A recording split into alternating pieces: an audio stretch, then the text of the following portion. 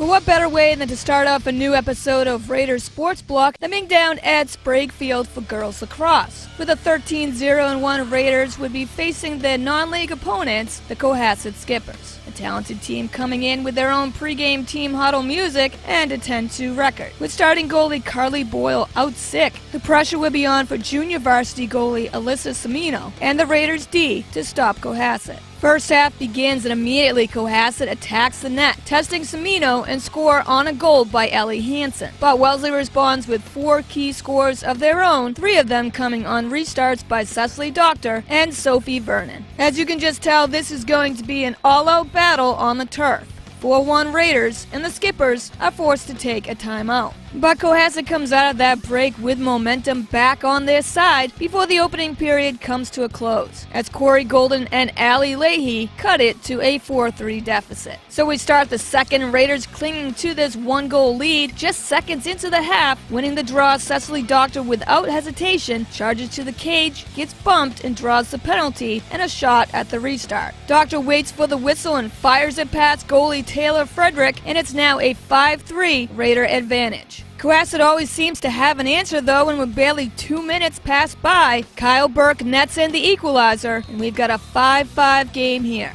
Skipper's defense is relentless early here in the second, forcing Raiders to turn the ball over, creating opportunities for themselves that Cohasset does not waste. And so suddenly Wellesley is down by 3 goals here, 8-5 with just under 15 minutes to play. But Raiders stay focused, do not panic, and start by winning the draws. Their defense starts to dominate as well, as Nicole Frontiero is key on defense, forcing a game-high 4 turnovers. And Cecily Doctor's Hattie right here is just clutch, as it helps spark this Wellesley comeback, now down 8-6.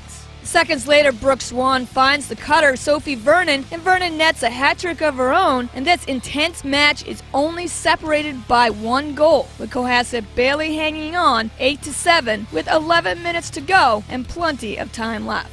Sophie Vernon again somehow on this play here maneuvers through a ton of Skipper's traffic and just buries the game-tying goal here. And after being down 8-5 in the early part of this half, Raiders just stepped it up in a huge way. And under 6 minutes to go, we are locked in at 8-8. So it's end of regulation here at Sprague, where we're still tied at 8-8. Pre-game, both teams agreed that if this game was tied, there would be a 3-minute sudden death overtime to determine the final. And so Raiders win the all-important coin toss, and as if we needed it to be an even more intense game, with a perfect season still on the line, here we go in sudden death. Wellesley maintaining possession here after a missed restart. The ball goes out to Sophie Vernon. Vernon waits and waits and sees Caroline Alieri free up. Alieri takes it, stutter steps, and fires the game-winning goal into the back of the cage.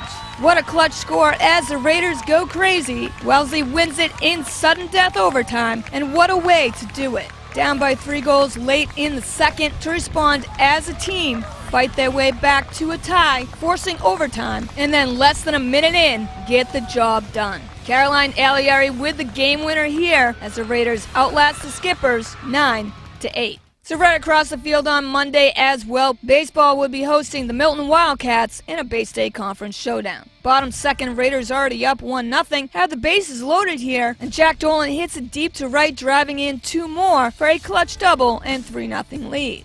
Wellesley adds 2 more on a Peter Stapnick sacrificed fly, and as the Wildcats try to catch Harlan Binder in a rundown, Jack Dolan is able to slide in safely to home, and Wellesley leads 5-0 over the Wildcats.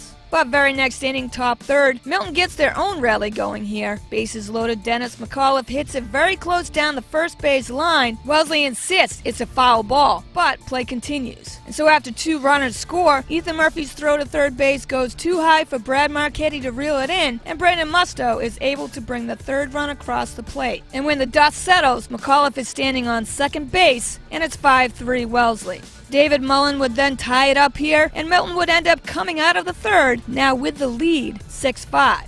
To the bottom of that 3rd, though, Raiders answer back. With a new pitcher on the mound for Milton, Kevin Murphy, it's 2 on and Jack Dolan at the plate. Dolan welcomes Murphy immediately with a liner down the third base line that hits the bag, and Davis Wall is able to come all the way around from second base. And it's tied up here yet again, knotted up at 6-6. 1 out later and now second and third, Brad Marchetti delivers, connecting on a hard grounder that takes a high bounce over David Mullins' glove, and the ball goes to the outfield. Brad Marchetti's 2-run single knocks in the go-ahead runs, putting the Raiders back on top here, 8-6. In the fourth, Brad Marchetti would be the new pitcher for Wellesley, and after just giving Raiders the lead at the plate, Marchetti on the mound would own the plate. Surrendering only a couple hits early on while in relief, Brad Marchetti would set down the Wildcats quickly, pitching 4 scoreless innings. Raiders take this Herga Division matchup, and that 8-6 lead would stay as a final here at Sprague. So we head over to girls softball, coming off a 10-8 road victory over Milton, as the Raiders would host the Natick Redhawks on Wednesday. Olivia Hunter gets the start for Wellesley here, and top of the first, Julia Stevens rips it deep to left for a leadoff triple. But with the bases jammed with Redhawks, Olivia Hunter gets Taylor Erickson to pop out to end the inning, and no runs score. Still 0-0 bottom third, and the Raiders have 2 on, but Elizabeth Dew lines it out right to Joyce Libben, who catches it and is right there to tag out Jessica Haar, and that double play quickly puts an end to any possible rally. With both starting pitchers Olivia Hunter and Kayla Finacciero pitching a gem here, we're still scoreless, so we head to the top of the fourth.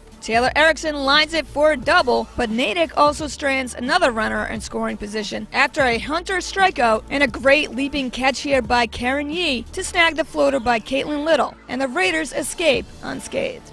Chances continue here again for the Raiders bottom fourth with a runner on third base and 1 out, but tough breaks continue as Sarah Goss is out on a called third strike that looks very high and off the plate. Olivia Hunter would then ground out, and the Raiders leave 2 stranded as we still have no score. That is until the top of the fifth, Redhawks on the corners, and Sam Stone drives it down the third base line. A run scores, but the ball is bobbled in the outfield, giving the chance for the second run to come across, and Natick leads 2-0. Kayla Finacciero would bloop a pop-up just in between Jessica Haar and Julia Pearl to drive in yet another run. Lenny Young would then throw out the runner at second, trying to steal, helping Wellesley get out of this jam, but Natick still comes away with a 3-0 lead. Julia Pearl's single here leads off the bottom fifth, and after a passed ball and 2 wild pitches, Pearl stands on third base and nobody out. But with 2 on now, Kayla Finacciero strikes out Lenny Young and Jessica Haar, and Elizabeth Dew pops out, and Wellesley strands 2 more in scoring position.